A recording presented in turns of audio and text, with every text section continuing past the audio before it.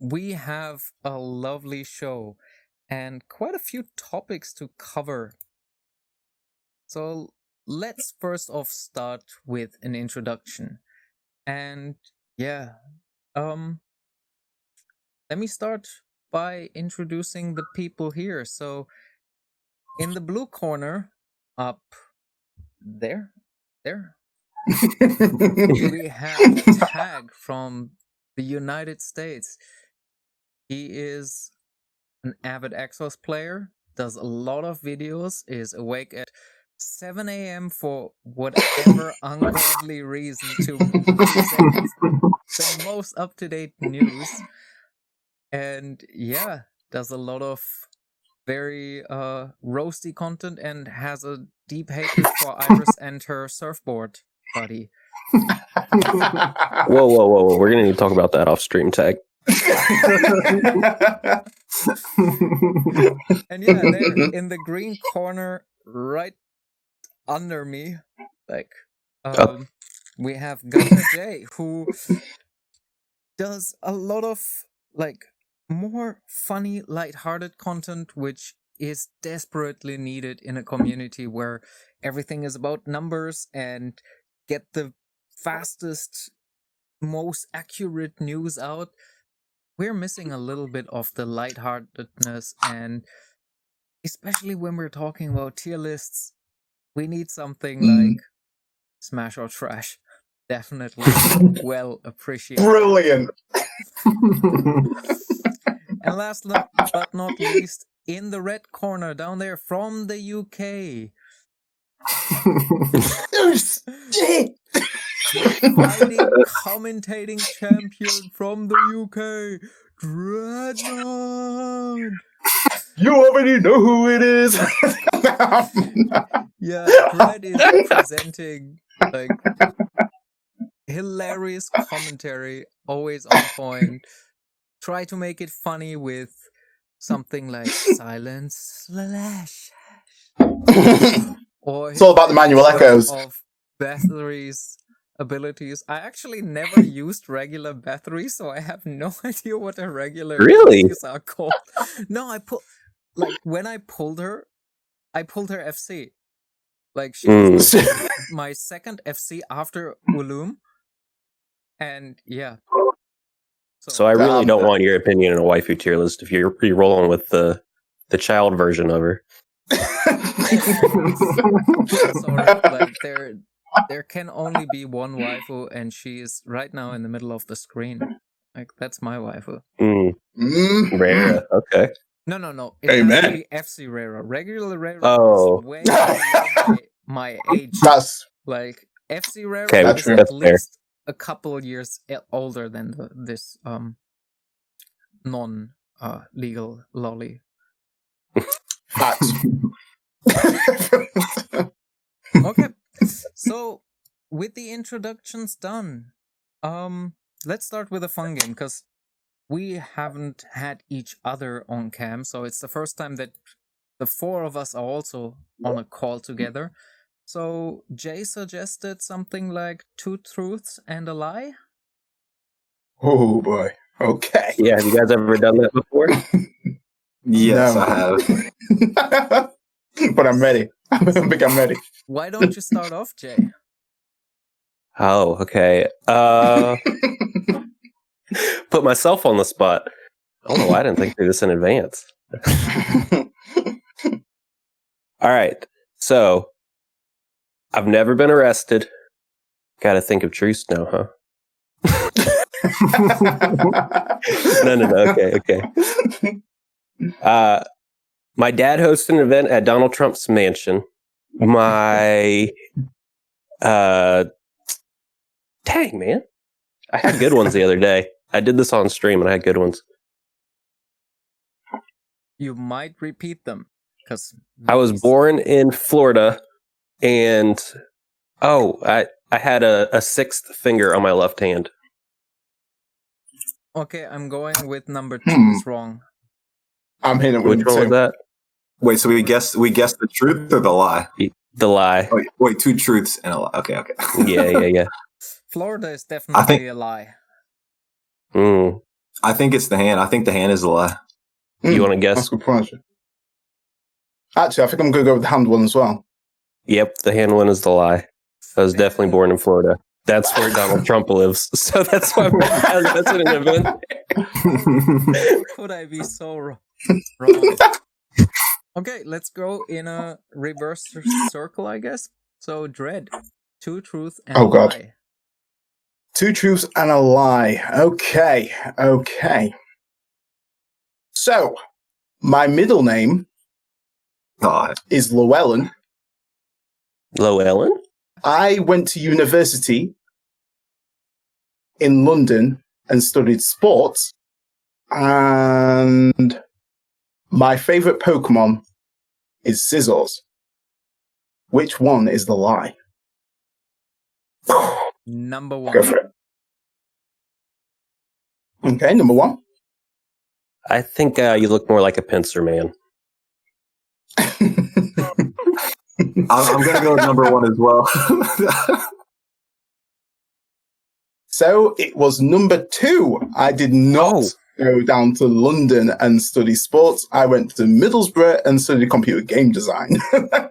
Nice. I knew that. I remember you saying that you were like a graphic. I forgot the exact word, but I remember something about game design, and I was like, I don't want to say that. I just trust people when they say they went to college for something. I'm just like, oh, okay. Must be sound. Yeah. Kind of same. I thought like, oh, you're into fitness. Sports might as well be good. I did get a lot of that at uni though. I was like, oh, you study sports? Yeah. I'm like, no, I'm a nerd. I'm a nerd. Straight up. How can you look like a jock when you're a nerd?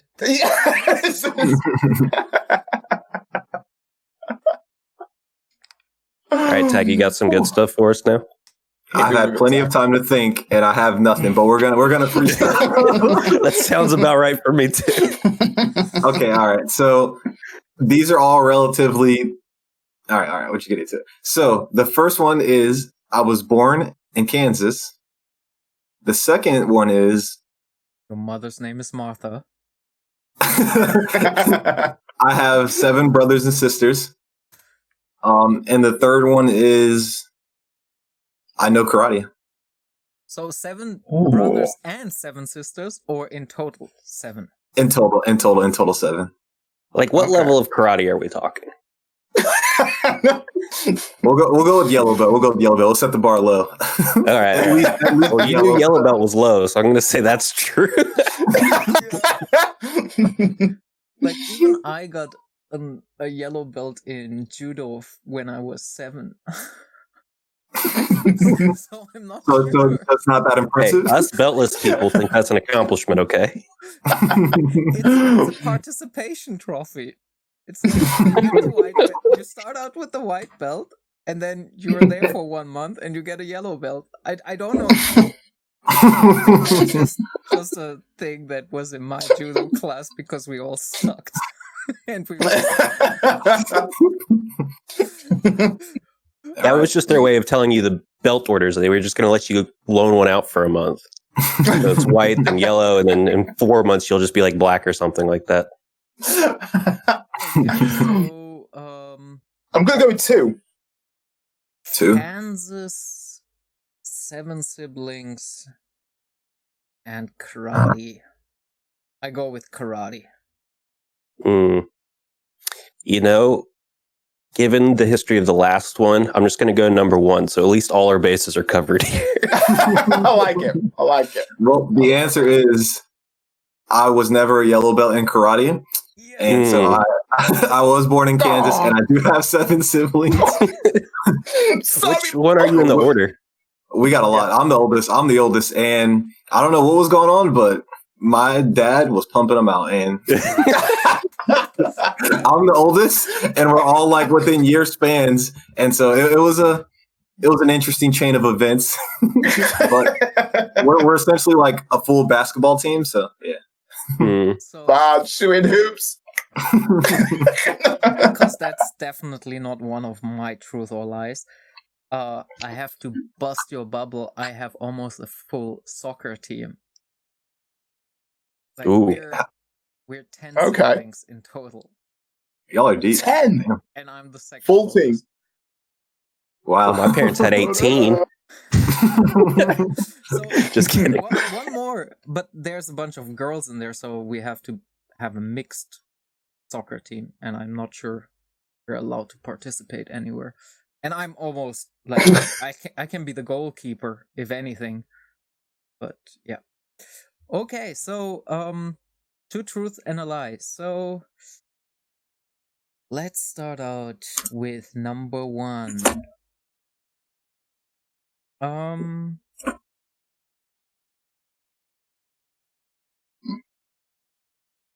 I'm a mix between German and Indian. Number Okay. 2 is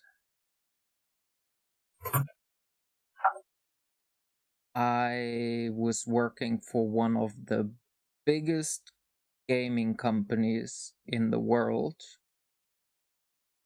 And number 3 is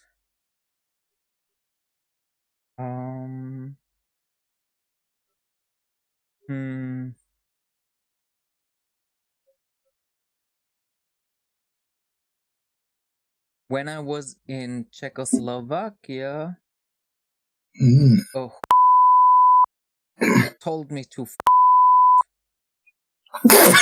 after she came on to me. Okay. Gonna have to edit that one out. It's like- I'm bleeping that one out, yeah. Sorry, it was just the serious face. You look scarred, so I'm gonna say that's true.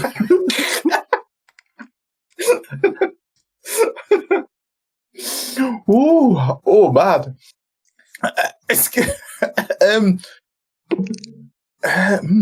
I'll start. I'll go with the last one was the lie for your sake. I hope that is not true. So I'm going with number 3. I just saw the horror in his face, so I'm gonna go with number 2. I'll go with number 2. I'm going to go with number 2 as well. I actually hope it's number 3. I hope that number 3 is real. Just for comedy's sake. Wait, now On the rewind of this, he'll be like, and number 3, beep! I actually messed up in the first question. Oh. So we had 3 truths. Yes. I wanted to say something else, but then I was like, oh, wait, yeah, I'm Indian, so I should say that. So because nobody can tell who I am, and in Europe I constantly get confused with Spanish or Italian, but I'm neither of those, so I wanted to make that my lie. And I messed it up by telling the truth. This is like, this is. Well, this was why a I riveting usually success. script my videos. This is why I write everything down in detail, because I can't. And welcome to Exos Talk, where the real poop comes to your retinas and ears. Perfect. Pump up the volume. All right. Pump up the So volume. now we got the good personal bits out of the way. Let's start out with the PvE. Oh, On the Wait, let me get my notebook ready. I want to take some notes for this. on the August patch, we actually got a bunch of new PvE content. We had the lab renewal, which was desperately needed. It is a solid source of ZES income that we missed for an entire month. And yeah, let's talk about that. Have you played the lab? What's going on in the lab? How is your general feeling towards it? Who wants to go first? I'll start. So with the lab, I think that the renewal was needed, and I know that it's a lot less Zez than we were getting previously, but I feel like I like the way that it's not gated between like you have to clear X stage to get to the next one, such as the first one, because like when you get on the stage, it's just like super hard and you can't you can't beat it. Then you're just stuck there until you improve your characters. At least with this one, you can jump around, you can take out whichever one you want to. I haven't done many of like the super hard ones. I think I've done 2 or 3 of like the, I guess, last ones. But some of the earlier ones, it just doesn't feel like there's a lot of those like super like difficult stages that are just going to lock you up and you're going to get annoyed. But that could be wrong because I've been kind of skipping around. I've been skipping around. So I think it was needed. And I won't say that I like it better personally than the last one just because the last one was more Zez. But I could see how someone who would get stuck really easy can just be like, yo, forget this. Like, I'm not doing this no more. Yeah. I agree with that. For me, I've just done the holy water side because Liechtenstein has been so annoying to me, where he kills everybody but one.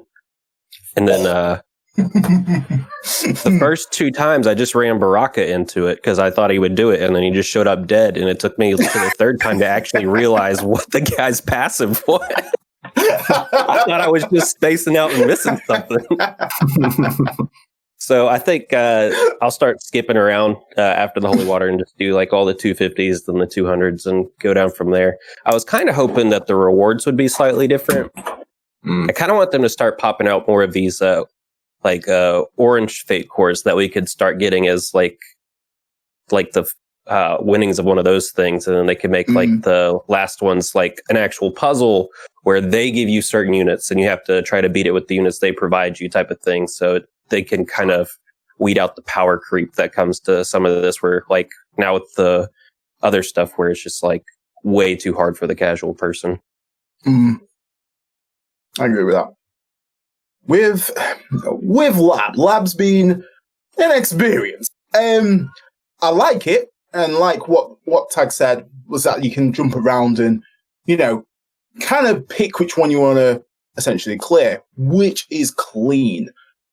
The thing in terms of the design of them is a little bit meh.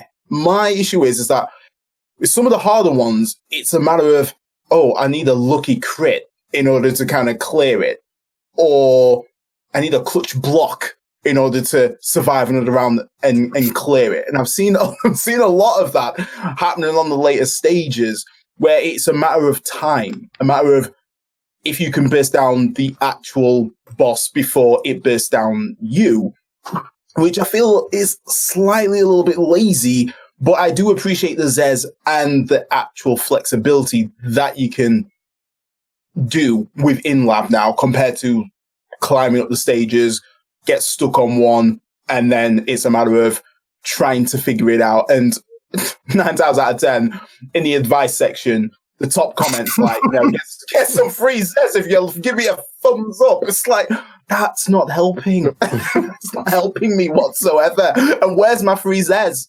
I liked it. I liked it.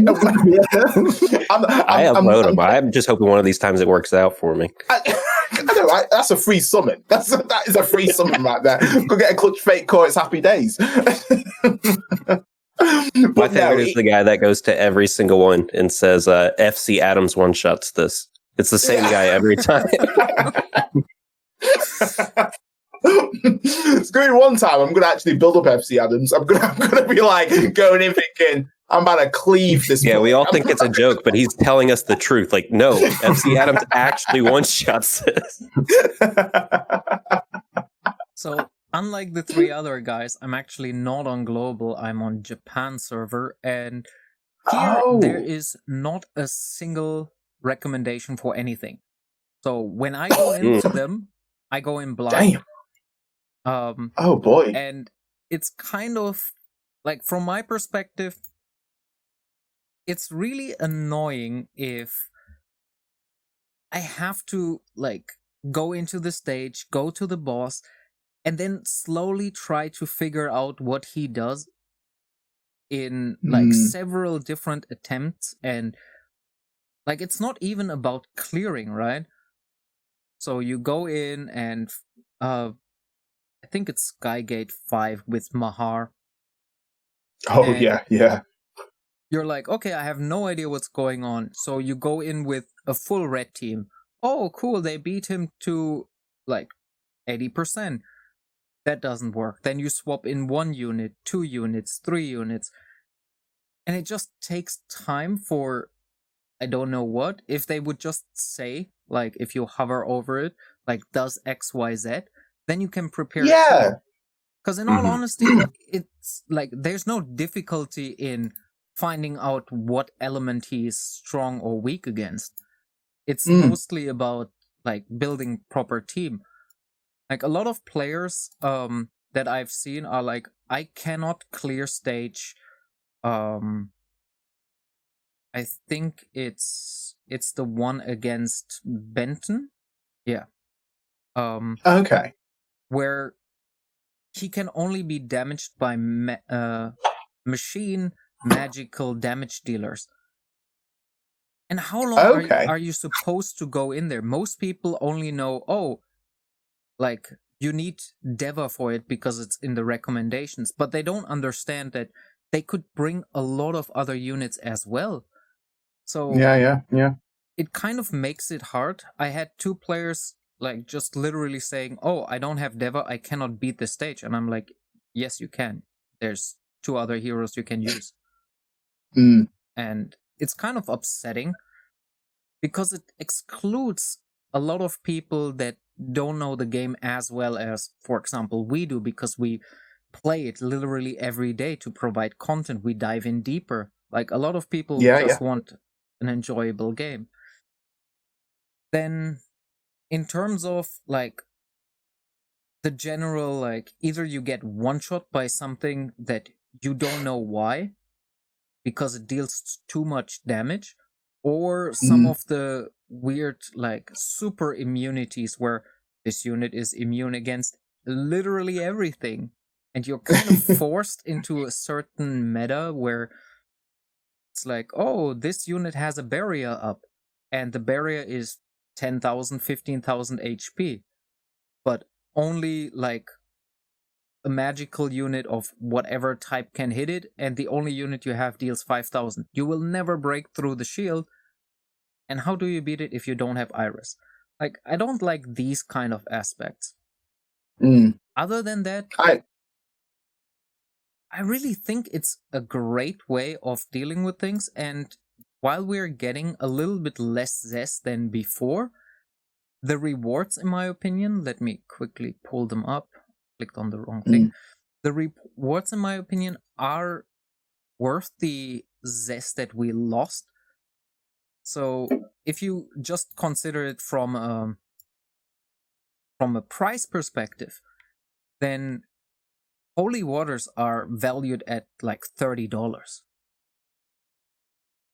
A Mew is worth like at least 700 zest, right? Because that's how we pull them, right? With the 10 pull. There's no other way we get these Mews.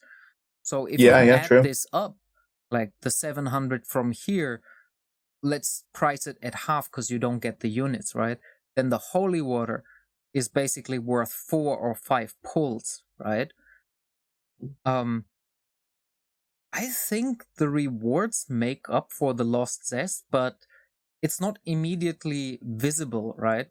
For me, a holy water is worth way more than 700 zest, because the 700 zest pool can or cannot give me something good, while a holy water will bring another unit of mine to 6-star. Yeah. Which is amazing. And if you have seen the rewards, these are perfectly geared towards the element enhancement. Like, this is literally what we need for it. And I think that is a great way of like easing us into the next level of like character enhancement. So in that regard, I think it's great. All right, so I think really quick. Could I jump in really quick?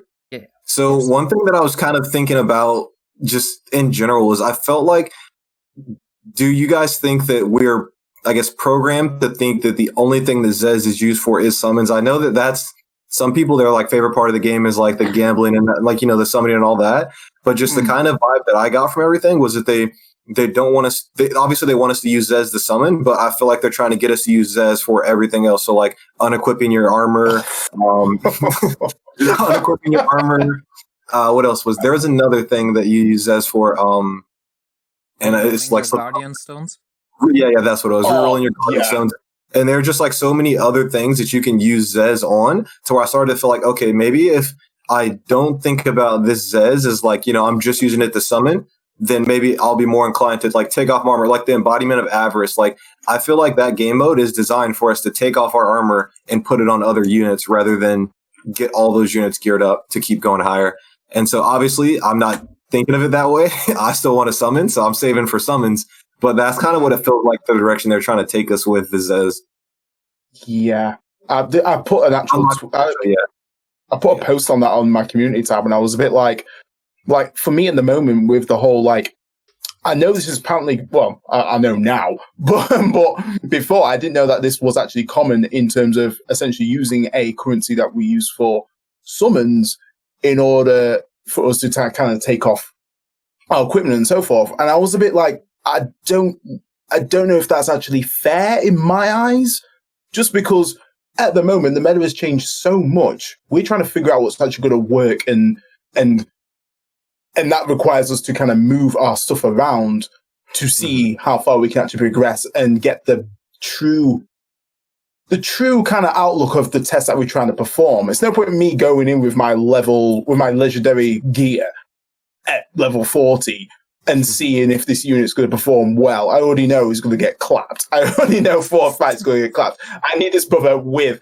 fated armor to get a true test of that. I know that this unit's not going to perform as great. Like I tried to use Valar, seeing if the executioner marks would help me overall do better in my team comp to fight against, you know, the current meta that we've got right now. That failed on its ass.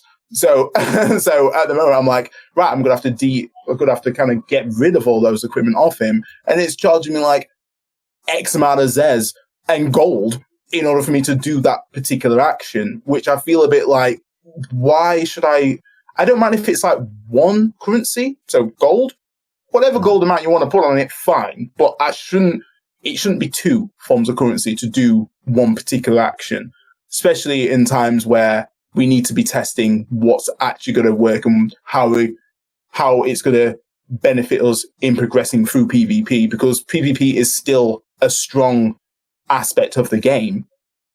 That there's going to be a lot of experimenting going on, and it's just going to slowly drain down our Zez.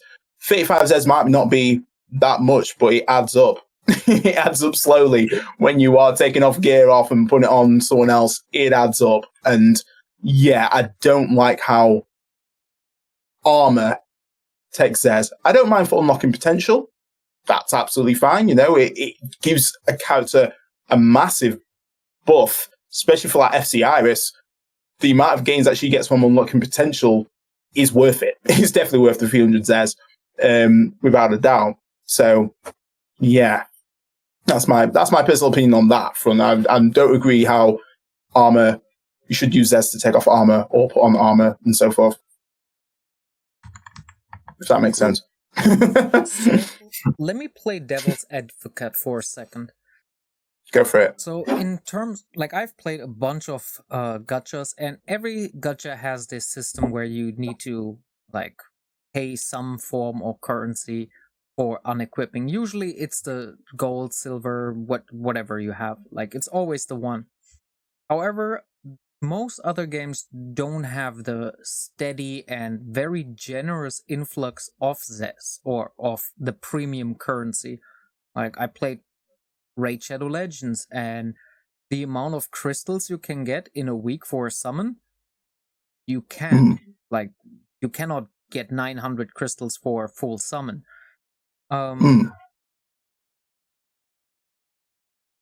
It's that guy who can't make teams. Forgot his name, but the guy in the bottom left. Oh, that's so mean. Oh no! Is this me? No, he's talking about me. It's just a troll guy. Okay. So in Summoner's War, when I played it, I wasn't able to like gain enough crystals or whatever the premium currency was to summon a bunch of times in a week, because they had an energy system which you need to refill constantly. So we don't have that in Exos. So I feel with the general amount, like in a regular week, I calculated I can get around 6,000 to 7,000 Zes per week. And that's just from being in a good squad, doing well in PvP. Just the daily Zes add up to, I think, 560 or something. Like it's 56 plus 30, so 886 every day, and that times 7, so yeah, like 500. Then weekly you get 250 again, so every week you can do at least one 11 pull plus whatever you get from all the other income sources. So what do you think now when you put the free Zes in perspective against the gear swapping? So I think that it would be okay, like the way that they try and use Zez to take other things, like, the way they try and get us to use Zez and other things, if we had kind of a stabilized meta. And so I feel like right now is kind of a bad time for that, because everything's changing. It's like, once you get your ideal team that you're going to roll with, then, you summoning on characters is kind of just itching to gambling, like, getting your gambling itch in. But like once you have your solid team that you're going to go in the meta with, then that's when you start stacking up Zez for either one, the next like meta shift, or two, unlocking potential for the, like, if you do have like an FC Iris or something like that. I still don't think that that's enough to make me switch my like armor all around for Embodiment of Avarice. I do see like the return that you get for that, but I think that maybe once I have a little bit more gear to where I can maybe stack up at least 1 or 2 characters for each element already, then it may end up being worth it. I think that leads us perfectly into the next topic, which is Path of Trials. So I mentioned this briefly to Dread already. In my opinion, Path of Trials is a great addition to the game, and it gives us something to work towards. However, we are in this kind of catch up to Korea, where Korea has 9 months already. Like, they had the game already out for 9 months before us, so they have a lot more gear, a lot more characters, a lot more playtime for all that. Yes, we had the catch-up mechanics in terms of some events, and especially the first Guardian units. So, because of us being constantly on a catch-up, it might be that the delivery plan for that content, like for example, Avarice or anywhere else where you constantly need to switch around gear, the only reason we have the need for that is because we're lacking basically 8 months, 9 months of farming this gear. So, and Path of Trials like shows this perfectly, where we can get through it with our Dragon Blood units, but as soon as you remove them, then you're suddenly stuck. You can see this especially when it's like, hey, use Glenn, use Liffy, and hit with the auto attacks, and you just get clapped, where everything that hits us is just an auto attack. And I've done some of the comparisons. So the highest defense in the regular campaign is around 2,300, actually on 10.9, I believe. While in the Path of Trials, we have seen like 5,000 defense, 5,000 attack. None of our units have even close to that. Like the highest amount that I've seen is like 3,500 before buffs. And yeah, so might it be that a lot of the game modes were introduced too early and thus forcing us to use our zest to play around with all that kind of stuff? Yeah. That's all I can respond to it, really. I definitely feel like with Path of Trials, like I completely understand that it shouldn't be cleared in a matter of a day or 2 days or a week or so forth. I completely understand that. The thing that really gripes me about it is just how the difficulty curve is. And I noticed this a lot even in the story campaign, like the actual campaign. It was like nicely smooth and easy. And as soon as you kind of hit to like chapter 7, chapter 8, it did get ridiculously hard. Like without that, it did get a little bit like, whoa, okay, now I'm getting clapped. It's similar with this, but it's even on a shorter scale. You know, you're on chapter 1, you clear stage 1, you're like, you know what, Gale? Clapped. Next stage, can't even remember what it was. I think it was Beryl or something. Clap that boy. And then moving on, it was all going pretty sweet. And then as soon as you get to number 6, then you bump into Hawkeye, who is probably one of the most tankiest units I've ever seen or come across, that I couldn't even do 3 stars. I couldn't actually clear it because she had so much HP. It wasn't a matter of fact of like, my units were underpowered. I just couldn't do enough damage. I even went in with Heart Strike. That didn't even work because as much as I'm doing damage over time at a certain percentage of, I think I was doing around about 1,022 HP per turn, that still wasn't enough for me to actually clap her down.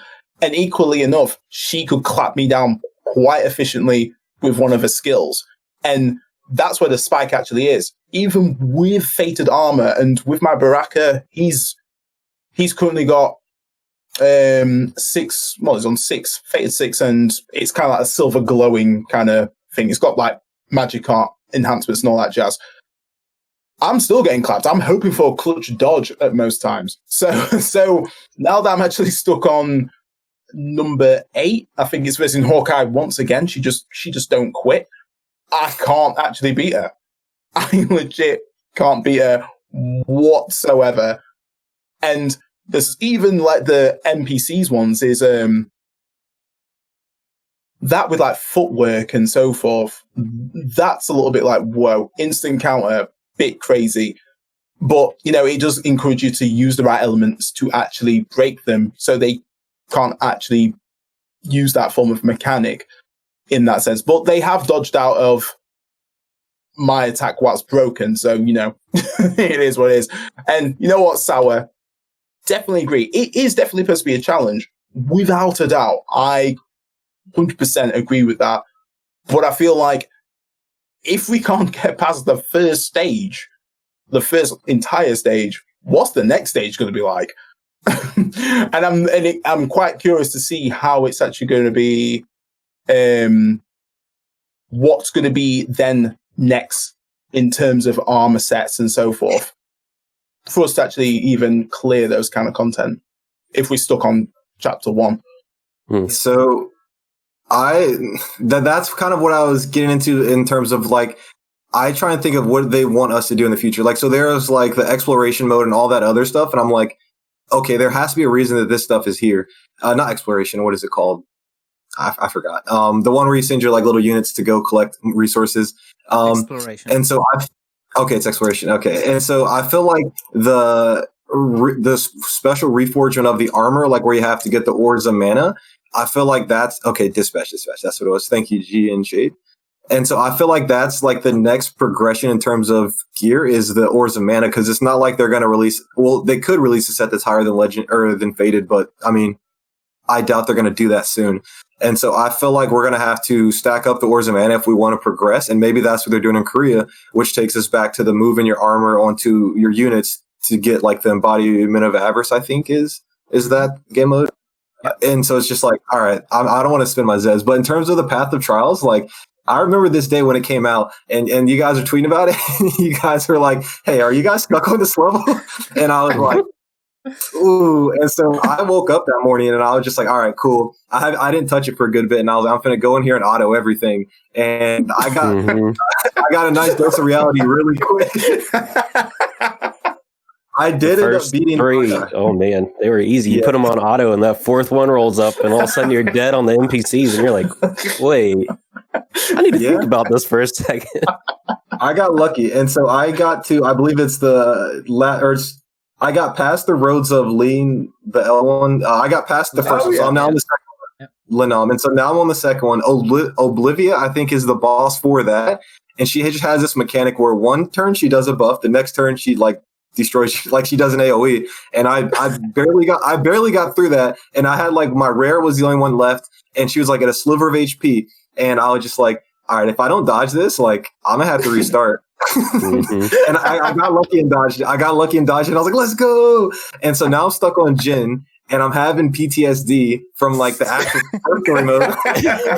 And I'm just like, yo, what's going on? Like, why is he hard? Well, he's supposed to be hard, and pause if that is required. But I was just like this is so difficult. And I'm not gonna lie, I sat there and I just kept smashing and smashing. So I'm glad it doesn't require stamina, because then, you know, I feel like now you can keep going and try and figure out a way to do it. But I mean, waiting for a lucky dodge or lucky crit, like that's not it. But I've just stepped away from it, and I will come back maybe in like a month and try and beat it. I don't have to live like that. I think it's a really good addition, just because it's there's this huge content gap between casual play and hardcore play, where it's like the second you beat the campaign and you can start auto clearing the dungeons, it's like there's nothing for these people to do. And I don't even think it's physically possible to do every single boss so far. So it's like something that even the most hardcore people are grinding towards and working towards and theory crafting towards. So it keeps the hardcore set and like the whales still engaged long enough for them to get chapter 11 out and future content out. So I think it's a good addition, but I do think that for anyone that's just kind of played every single day without putting several $100s into it, there's a very finite point that they can get to. And then, like Tag was saying, it really is going to require you to truly upgrade your armor with the Ores and Manos, which requires you to change all of your gear around to do embodiment. And it's at that point, you're starting to min-max everything just to beat that one boss. And I like that for right now. And eventually they're going to power creep to the point to where newer people can blow through the first few chapters of that. So I think it's good for right now. And hopefully they add different content around that for hardcore in-game type people. Like, the only thing that I'm sad about is that, like, so the content that I'm doing is like, I try to use minimum amount of resources, or use like the shittiest units possible. Actually, they are good units, but they're not fated units, just legendaries, legendaries and rares. And I think it was the sixth stage, and I did it like 50 times, and I got so frustrated because it's just not possible with the gear level I have. And like, I'm probably one of the few people who has almost every legendary at 75 and a bunch of rares at 75. They are all geared up. Obviously not fated equipment. And I just get clapped. By the way, Hawkeye was pretty easy to do with some of the legendaries I found. I don't remember what I did, but I went through it the first time and had my kind of free-to-play friendly team. And it was easier than my fated team for whatever reason. Maybe just because I knew already what I was going for. But I went through it the first time. Oh, cool. Easy. Cancelled the run, started a new run and recorded it. Super perfectly through. And then the next stage, I'm like, okay, starting 50 times. And not a chance. Like, just the spike from one level to another is just so insane. It's not even like the mechanics that they have that are so bothering, because the mechanics travel through where they get this steady foot, or like the footwork where they dodge, or it's just the sheer amount of stats that they get, where the level before, my 10 mana starter can one-shot anything, like whatever is there. and suddenly I'm stuck at like 1/3 of, like, they're still at 1/3 of their health when they're broken, and it's like, oh, I cannot one-shot this unit anymore. What is going on? So difficulty spike goes a little bit too quickly for me, in my opinion. But again, it's probably like, I don't know if you follow the Korean scene in any shape or form, but they don't have the same troubles as us.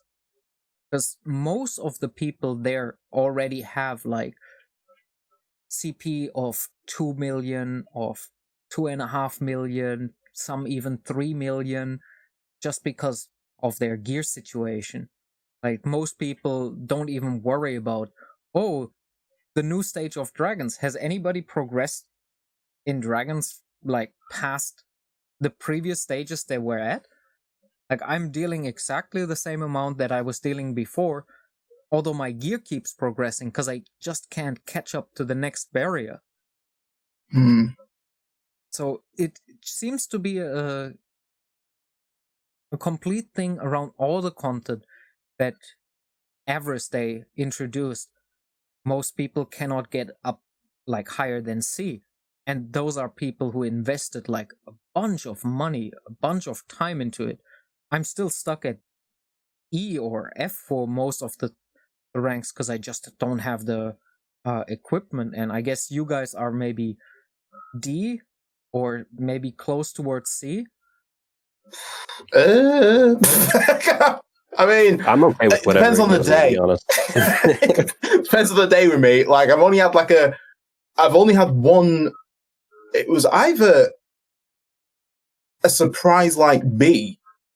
I don't know how, but because I'm a surprise B, but that was only on one day. And then after that, it just goes down to like F, occasional D. That's about it. But yeah, I struggle with those. Just more for moving armor around. I just refuse to move my armor around, to be honest. I did it for like 1 week. I think I did it on a tag week, so I didn't want to do any tag PvP. And so that week I took my armor and I like transferred it like the entire week just so I can open up that second slot because I had enough to unlock like the C tier if I had all of my armor on there. And so I did that I think, for as many days as I could. I don't think I got it on the weekends, but so now I have the C tier unlocked, and then I just like put my armor back on like my main cast. And so now, like with all of my like scraps combined, I can almost get a few mana, like or manas each day. But I'm not transferring my armor over. Like, I know some people are doing it like nonstop all the time, and I'm not doing that. Like, it's a no for me. But now I can at least consistently get like 2 ores of mana a day since I sacrificed that 1 week says. Yeah, I'm gonna have to do the same. All right, so I think that covers our PvE section pretty well. So general consensus seems to be new additions great. Difficulty spike a little bit too high, but we will see like what they bring with the next update, like with chapter 11, because that should be way easier than the Path of Trials, and we will see how we can progress and what kind of new characters we get introduced, because some of these characters might have key functions that help us through that, especially like maybe a new machine healer with one of the characters would be great, or maybe a fire healer or something like this. All right, I swear, if they mess up Schmid, I'm going to be annoyed. I've been so excited for him. I've been so hyping him up. I heard he summons those rubber duckies. Oh. It's his passive. He just gets an armor of those rubber duckies to go and attack. You know what? They've took me out in PvP a number of times. It's just like, due to my own fault. All right, speaking about PvP, Tag has recently climbed into Master 1, which is an achievement of itself if you're not a super whale. And also Dread, like, he does the daily, maybe every second day commentary on his PvP clappings. So what do you think about the new evolved PvP meta? Like, so just in short, Dread Dragon Blood is not the main PvP meta anymore that we used to be plagued with for almost 10 entire weeks, where everything was about Dragon Blood, Dragon Blood. And now we actually gotta switch up with release of one single unit. How has that affected your gameplays in general? Like, were you immediately on the FC Iris hype and switch out all your teams, maybe even switch gear around for them? Tyke, you want to take first, man? Go ahead. Yeah, I'll go. And just to bring some of that hype down, I was Master 1 for like 2 hours. And then I got demoted, but it was for the achievement. And so with FC Iris, I went super hard, and luckily I got her relatively early, and I didn't have to dig super deep for her. But I kind of just went all in. I felt I felt like I was pretty confident that character was going to be the character to shift the meta away from Dragon Knights. It was just a matter of what's going to be the optimal team. And so I moved all my gear around. So I think I took off my Anastasia. Because I had a regular Anastasia, and just put her gear on FC Iris and just slotted her in. And so at first I was running FC Rara, FC Annie, FC Ulum, FC Bathory, and FC Iris. And so I was testing that out, but then I went to work one day and I came back and I saw that everyone was talking about Sufrakin. And so then I did some matches that night, and I was like, I'm gonna be his. I want to cuss right now, but I'm not going to. But I was like, I'm gonna be his tail. And so and then their Rara did like her skill 1 and just like instantly killed one of my characters, and I was just like, wait, what? And so that set me on the path of like, I need Sufrakin. And so I did a lot of dumb re-rolling, and then I went on the shrink creations, and I finally got him. So I like it, and I like it for the fact that the PvP is a lot quicker. So if I'm gonna lose, I'd rather lose quickly than spend 2 or 3 minutes on one match, or I don't know the exact time, but spend a long time on one match and then lose, because then it's like, well dang, now I have 4 more to go. At least now I can get my PvP in, and then get off. I will say that I don't like the fact that the meta characters are all behind I feel like kind of a paywall, because you have to I feel like you have to have at least 3 characters, being FC Rara, FC Bathory, and who's the third? FC Iris. I feel, was that right? Yeah. I feel like I don't like that. FC Annie's in there as well. So I feel like it's to the point where 4 slots on that team is you have to have you don't have to have it to compete, but it helps you out a lot. And I wish that there was more of a variety for characters or people who started late who didn't necessarily have a chance to summon on the rate up banners, instead of having to go into PvP and deal with somebody who has the ideal team while you're still trying to get it together. But it's easy for me to say I like it because I have the team, but I can understand from the other point of view, people this needs to change. So Bathory has been in the meta basically since her release, just because Tranquil is such a powerful tool to have in your toolkit, especially on defense. On offense, not so much. You don't need it because you control the flow of the game usually. However, yeah, FC Rara and FC Iris, they kind of feel necessary just because of what their general kit provides. Mm-hmm. Yeah, I agree on that one. I feel like at the moment, because I don't have Sufrakin, I don't have FC Annie, so I fall into that category where it's a struggle, but I don't mind the struggle because, like Sour says, comfortable sitting in Challenger 1. For me, because I do content and do it quite regularly in terms of PvP, I wanted to kind of at least try and get into Master 1, just so when I'm doing commentary, just basically show everyone this is how it is in Masters. And currently, the meta team is your FC Annie and FC Rara being quite prominent. Before, there was always there, but now it's the mass pressure of getting rid of them, because as soon as you get onto round 2 and those 2 are still on the field, you will be getting clapped. Without a doubt, getting that critical, you see those red numbers, and then even if you block, when the bite hits, the bite can also get a critical, and then you're just like dead. You're just seeing that HP just plummet and absolutely get killed. So for me, in terms of trying to work around it, I still have Dragon Blood units. I still have FC Baraka, who's probably my well-invested unit that I actually have on my team, sitting at like 50k combat power. When I take him out and use a black frame, because I do have FC Iris, and try not to essentially shaft myself when someone else is using an FC Iris on their team, it doesn't hit the same. Like, it really does not hit the same whatsoever. Just because I've got fusion levels into the blue frame. So I'm in a position where I'm kind of like, I'm going to still have to use Dragon Blood units, but in more of a disheartened focus, and try and use that mechanic to overcome the current meta at the moment. Shufrakan doesn't scare me as a unit. His ability does. Like, Shufrakan on the board, I can leave him to whatever he wants. Like, in order for his actual ability to proc, I need to be at low health. As long as I can maintain my health above that point, he's not really that much of a threat until he actually pops off with his S2, being obviously the freeze. But it is, for me, FC Annie and FC Rayra, who are the core units that are actually doing my head in.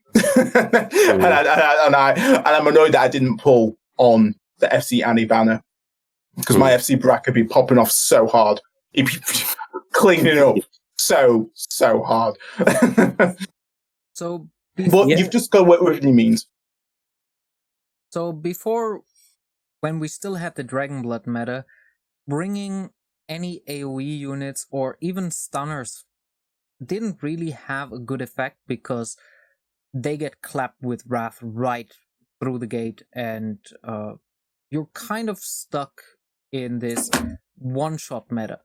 But now, without the whole Dragon Blood meta around, I mentioned this to Dread earlier, but I feel like units, maybe Fierce or something, could make an appearance. Maybe not Fierce especially, but maybe somebody like Burnavus, where you can single out specific back row units that you want based on their speed. So, for example, Fierce's speed is slightly above all the mages, and also above Iris and the healers. Since stuns, freezes, shocks, they can't be cleansed off. Have you thought about incorporating something like this in your team, where you just knock them out? Like, you may be taking the hit from Rara, but you might have a unit that thrusts or does some sort of CC. You bring somebody like Dagus, who could take all the hits and then freeze them right away. Dagus is a little bit slow, so he might not be optimal. But yeah, a Fierce, she could just knock down Annie. And if Annie is stunned, she cannot do it. And you can keep doing that like the entire fight without her ever getting a turn. Is that something you have considered based on just the unit's speed, in terms of what kind of units you want to bring? So I have thought about that kind of when the initial first FC characters were, or excuse me, the Summer Festa characters were coming out. I was like, this passive is good in terms of turning them into a rubber ducky. One, because it's cute, but two, because like it's good, but you have to plan with the speed. And so, like, if you're going to turn FC Rare into a rubber ducky, but she's not doing anything for 3 turns, then there's no point. And so, like you were saying just now, I didn't really think of it until you mentioned it, but like FC Dagus is really, really slow. And so like he's going to be, kind of last of the attack sequence because of his attack speed. And so maybe I haven't tried this, but you could work out a team where you can turn FC Rare into a rubber ducky. And since he's last, then it'll likely be your FC Rare coming up next if yours is quicker, or theirs. But then they'd have to skip their turn because they're rubber ducky, and then just keep constantly doing that. But that's something that it's worth testing, because I mean, if you can, essentially what's running these meta teams is the FC Rara's skill 2 and skill, like basically the FC Rara. So if you can essentially nullify her, and you're already gonna have the speed buff on you or the attack buff, because if they're running Bathory, then they're gonna AOE turn 1 most likely, and so you're already you'll already be live to do the rubber ducky stun turn 1 with your FC Degas just with an auto attack. So you can just exclusively attack Rara, so that way you don't have to worry about the repercussions of hitting a bunch of Dragon Blood at once. Mm-hmm. Yeah, I think you'd have to run the red element on Degas for him to even survive to that point, though.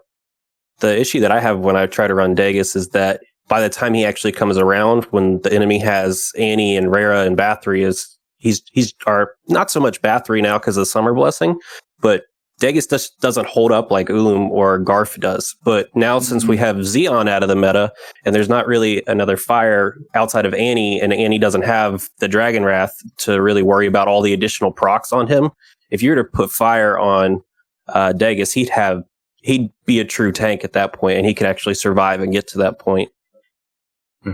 Like, I would run my Degas actually with full blue set, because first of all, he has the third highest defense out of all the characters in the game. Second, he is the slowest unit. Third, he has naturally high block. So blue, if you're eating a bunch of damage, block, like depending on the amount of damage you have, blocks like 60%, 65% of the damage that you're taking. So even just some quick math, 4,000 attack Rara, hitting with her S3, she will not deal more than 5.5k damage. So, and blocks cannot be critical. So if he blocks, he gets a bunch of mana, and he might be able to do the same as Shufraken does with the freeze, because they are both at the same mana cost, but Degas gains 2 mana because he is a blue unit and a defender. So red might be worth it in terms of damage reduction, but it doesn't, like, 20% is not the same as 60. Yeah, no, I agree with that. My biggest fear with blue armor right now is when I look across the board, anybody that's doing enhancement is enhancing their Bathory. And so the more that the blue units are getting stacked, the worse that the blue armor is going to be, because multiple of it's being removed out quicker. Yeah, and that's why... Yeah, you would have to. Right now, I feel like light and fire are going to raise up in priority, just because when Iris is around, she's generally not using any of her attacks until like the third time she's around anyways, and she's the only light unit being used in the meta. Whereas then there's Annie, and generally Annie, you're saving all of the mana on Annie to where she can do her burst like Bathory would do, or you're using her silence to try to counteract someone. So really, I feel like light and fire are in this place to where you don't really have to worry about enhanced units like you would, because normally dodge or block is better, but the two most powerful units that everybody's enhancing is Bathory and Rara, so it kind of has like this counterbalance to their passives in a way. So that's a funny thing that you mention it. So as I said before, like with some of the non-meta units that stun, for example, Ferris that attacks the entire back row, Bathory is at like what, 39 speed, so she's a little bit faster than Degas, so you can disable her completely. You take her out of the fight with somebody like Ferris, with somebody who has a similar stunning ability that is on 1 mana. There's a bunch of people who could do that, so if you want, you can take her completely out of the fight and would never have to worry about a blue stone. The only time where you have to worry about a blue stone getting procced is if you're not controlling your match. See, this is why I liked FC Iris so much when I saw her. There was 2 things that this whole thing did for me. Was the second that I saw Valentina was that hidden hero that everybody's trying to figure out who the heck it was. I was like, this is actually the Shufraken buff. Like, the fact that they're bringing... Ramji was just released, and now they're hyping up Valentina means that Shufraken's now going to become the main unit that people are going to synergize around. Yeah, and then, so I was hyped about that. It was that day, and there was like 4 hours left before the Ramji banner was over, between the time that we knew what was Valentina and Ramji was coming out, or the banner was ending. And my stream still laughs at me to this day saying I simped for Ramji because he's such a bad unit right now. And I went all the way to pity for him because I'm anticipating once Valentina comes out to everything be shifted around Ramji and Shafrakin. But Iris specifically, when I saw her kit, I was like, this is perfect for the state of PvP right now because mainly what we said, she wipes out the Dragon Bloods for now. But I think what you're saying and what Tag was saying earlier is that now that Iris is the meta, you're going to see a third meta that can now do damage against the Iris teams. And then once that comes back into priority, you're going to see Dragon Blood teams that can then take up against that team. So you're going to see kind of like these Hearthstone dynamics. I don't know if you guys played Hearthstone a lot, but there would always be like, for a couple weeks, there'd be like a main aggro deck that would swipe everybody, and then there'd be a counter for it, and then there'd be like 5 counters for that, and then it would like stabilize, and then a new set would come out, and it'd be all over again. And that's kind of what I feel like Iris broke up for us, is because all these new units kept coming out, and it was just adding to the power of the Dragon Knights. And Iris was like that buster that allows us to, okay, yeah, Shafrakin is crazy right now, and as Tag was saying, like he just woke up and all of a sudden he's meta. You know, like I feel like what you're saying with Fyrus and Burnavis, like that might be the next thing. And then people are going to be like, okay, how do I counter this Burnavis that keeps coming at me? And because Iris exists and we don't know what Valentina does, we're going to see this cycling of PvP. And I think that that'll lead to more of the stability and character separation that we were really hoping we would see in PvP. Because I know that like Prox, I think he's in a Legend still, and he's free to play, but he still runs as a Astarte on his team. Because why, I don't know, but he just has these units that he's figured out works in these specific situations. And I think because the game's so new as a whole, we're still kind of meta slaves to everything that happens.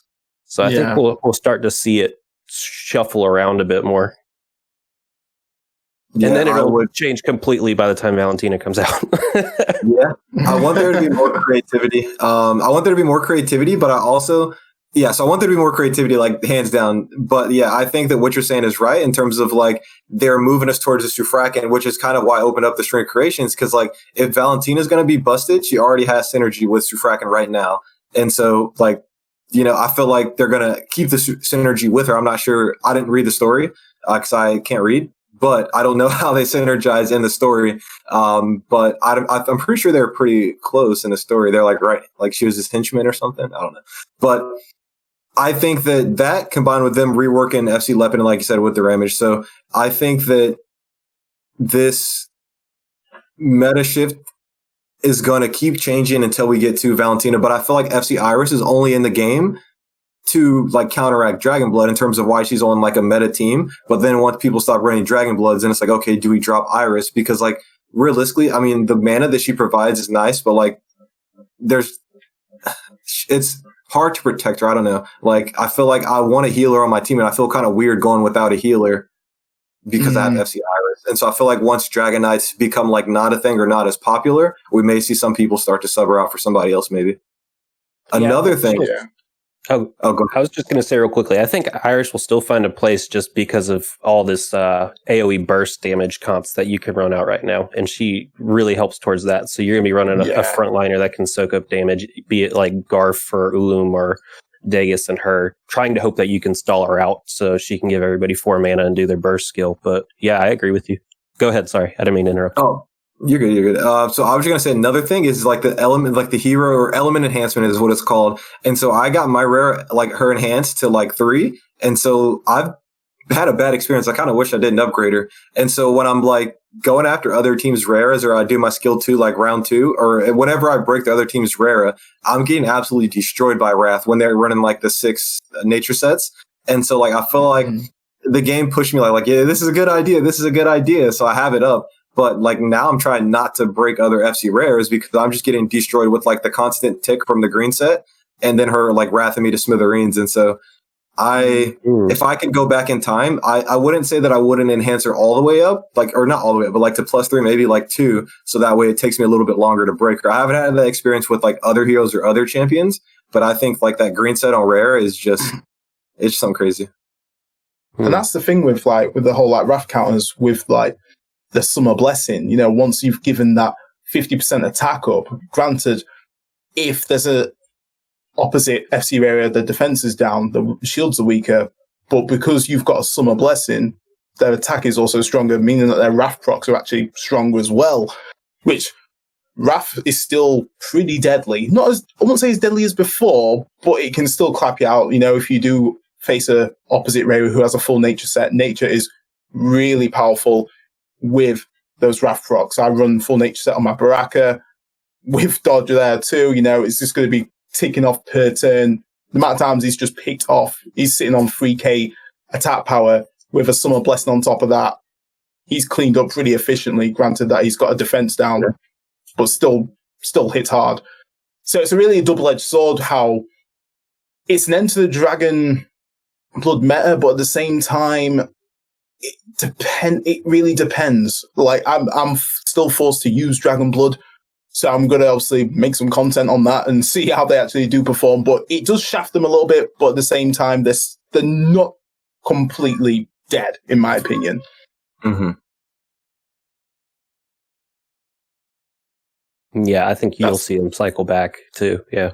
Mm.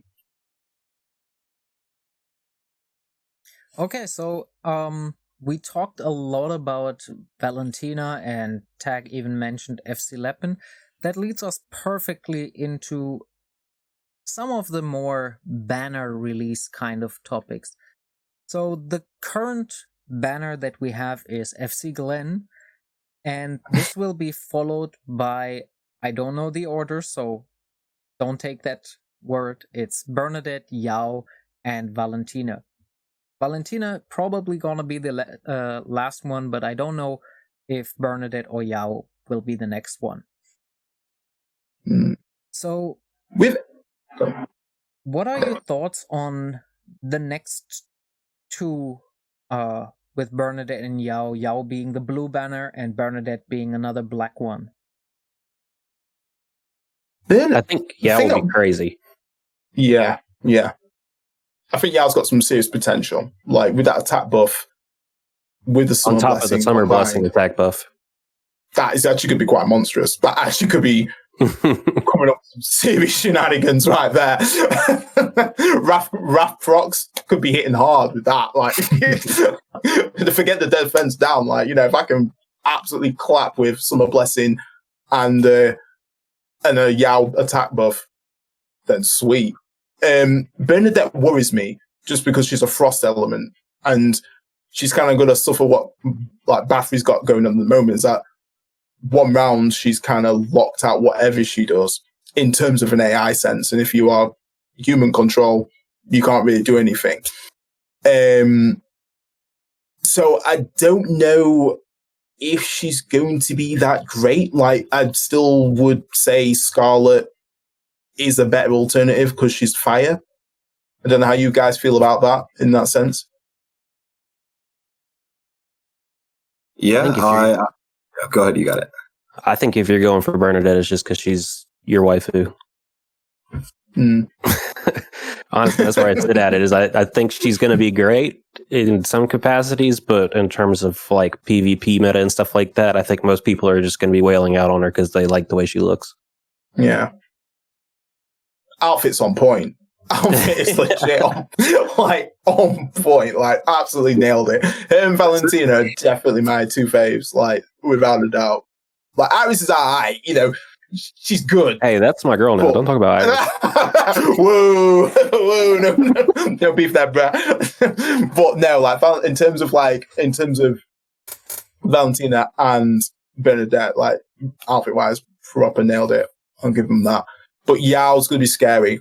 But the only thing the issue with Yao that I have is blue frame, 28 pity. I don't think I can do it again. Baraka was an experiment. He was an experiment, and it was a good experiment. He's always staple in my teams. I don't run without him, but I couldn't do that again. Not with Valentina just round the corner. Valentina's going to be great. I think she's going to have quite a big rework. Yeah, the blue and the upcoming gold frame. So if it is like that they're basically following up the gold frame after the blue frame. So last time around they had Rara and then they released Baraka right after. And it was 28 pity, 28 pity. This time they could make 28 pity, 19, and 28 again. But even if, like, 1 week is not enough to even get close to 30, so it might actually be that they release another black frame right now, and then blue frame followed by gold frame, which could significantly hurt, a lot of players in terms of making the decision between the gold frame that is probably good. Like, there's no indication that it could be bad. Usually they rework them quite a lot. And for the blue frames, we have seen that ability-wise, last time it was with the Dragon Blood. Other than that, they didn't really change anything about the abilities. They didn't give him a special passive or something just because the blue frame provided so much. So if we see the same with Yao, where she just gets the Summer Blessing, I don't know if that would be worth it for me. Like, it's kind of weird because before the gold frames,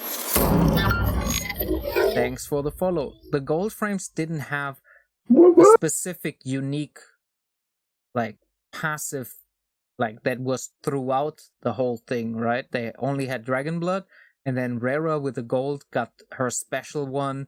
Then we see it now with Iris. She gets a special passive, so I don't think they will repeat that on Valentina. But yeah, the blue frames in general, if you don't use a lot of units from the same area, especially in PvP, you're losing out on quite a lot of potential if you're going for her. Definitely. And it kind of requires you to have more than one as well. Like, I feel like with those kind of units, ideally when I'm going on the ban, I want to have a Fate Core fusion with them. Just because you get more benefit with the additional kind of faction buff in that sense.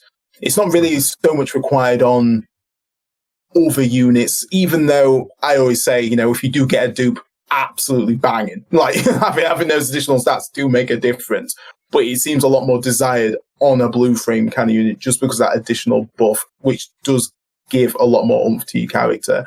But like you say, is it worth having a unit who could possibly have the same essential stats? Like, Glenn did get an increase in terms of his actual 2 abilities, and I've just currently got Yao's profile on, and her 8 trigrams does provide all allies with 25% attack based off her own attack for 8 turns.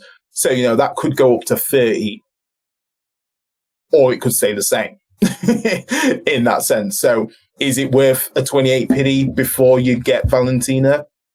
Not really, in my opinion, but we don't know how Yao's going to play out. She could provide an amazing attack buff right there, especially combined with FC Iris, who provides that mana. You could really set up the place to do heavy damage, given the turn order. Yeah, I think she's going to have some crazy one-shot builds.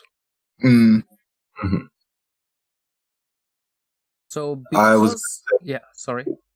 Oh, sorry. I was just going to say, this is one of the things where I necessarily wouldn't mind having the blue and the gold back-to-back, but I just wish that we knew ahead of time, because if we do have them back-to-back, we would know, like, the Wednesday morning, what FC Valentina skills are going to do, so then we could go summon on FC Yao if we didn't like it, as opposed to now we have Black Fate Core, and we're kind of like, we already know what the Black Fate Cores are going to do. One thing that I am kind of hopeful about is that, we've only had one Blue Fate Core so far, and so hopefully that's not like the precedent. Like, I know for Black Fate Cores we're able to predict what they're going to do already, but I feel like maybe after this one we'll be able to know, okay, well, blues are treated just like blacks, or like, what if, like, she gets entirely reworked like a Gold Fate Core, I feel like this character will be the precedent that'll set it for how we should look at blue fake cores in the future. In terms of her kit, like, I'm not gonna lie, I had to bring her up because I've never used her before, and so I was like, wait, what does she do? But I think that the attack buff can be pretty good. It's just like you said, the pity super, super high, and I'm gonna be super cognizant knowing that FC Valentina is right around the corner. So if they were ever gonna do the blue gold thing again, please do it this time so I can tell. And I was just thinking of like suggestions that they can do for the game, and if they just even let us know like the fake cores that are going to come out a month, like, you know, this month we're getting these fake cores week 1, week 2, week 3, we can all prepare, or even just a week in advance. If we did it a week in advance, I mean, it's not a lot to ask for. You should already know what characters are going in the game next week, and then we can at least try and prepare. But they said they've already have 4 seasons planned out, so they could definitely tell us. Yeah, and that's the thing, because it is a matter of like, I know like when I play like Dissidia Final Fantasy Opera Omnia, and they have like a full month of what's coming out, like what units coming out, what their schedule, what their event is going to happen. So you can basically get hype. Like, I want to be like, let's get hype. You know, I've got this girl coming out on this week. I'm gonna say my Zez, gonna go all in. You know, hopefully get another fake core as well whilst pulling. But when it comes to like Exos, it is a bit like, so we've got 4 hours before the reset, and then we get the news, and it's just a bit like, and then like with FC Glen, oh my, I'm so disappointed. Honestly, I feel like it's a waste of artwork. I've never felt more let down with a character than FC Glen. There was so much potential that they could have done with that. Could have done a globalized defense buff, at least. The brother deserved it. If you're looking that shredded, he deserves a defense buff party wide, without a doubt. Doing it to himself is pointless. Without an aggro, he might not even get to use it. And then his S2, amazing potential, but Glenn is incredibly slow. He's really slow. So he will be going last. So if he survives, sweet. But then you've got to make sure he's got 5 mana in order for him to pop off, which is possible. I mean, there's many times that I've actually had my Garth on 5 mana, but that's because I'm actually health sharing. So when another person gets hit, I also get that mana in that sense. But Glenn's not got that. So you might find that when it comes to his turn, you might have 4 mana and you can't pop off efficiently, meaning that you've literally wasted a turn on a defense buff or an attack and not getting that stun that he has, which is quite powerful, but you know, it's risky to perform it. But I honestly wasted opportunity. Yeah, really, to be honest, I read his skills once and then I just never thought about him again. I was just like, well, I never put the thought you did into it. I just read it and I was like, pass, I'm done. Well, let's go to the next one. I was waiting for his notes to come out because, I mean, obviously I kind of already knew what he was going to do, but I wanted to see the modifier. And so I was sitting in this room and I was like, all right, it's going to come. And I woke up at 7, didn't come. Waited till 10. And then they posted the picture and I'm like, okay. And then it was like for more information. And I was like, what do you mean like for more information? Tell me what he does. I knew it was real bad when they did that too. When they were like, you can see his message in the game. I was like, oh, they know they got a stinker here. Yeah. I was mad. I was mad that morning, and I liked it because I thought they're gonna like send me an IM with what he does, and I'm like, look at these tryhards, but I never got it. And then I saw I saw your video, Dreadnought, where you're reading like the Japanese ones, but I was already at work, and I was like, I can't translate. I'm at work, and so I was still waiting, and then 4:00 came, and I was like, this is really. This is one of those scenarios where I want to curse, but I'm not going to. This is really some crazy stuff. I need to know. And so I was mad and I had to go in and record the video at like 4:00. And I was, you know what? I'm roasting him. Like he's getting roasted. So one thing that is really interesting with Black Fate Course is they don't have a specific pattern like that you can predict. So if you're seeing this from FC Valar, he, in addition to get the regular passive, he has another passive tacked on his abilities, which is called Shackles. Then another FC, Black FC from the same banner group has no extra passive tagged on, but has a change in their S3. Both of them are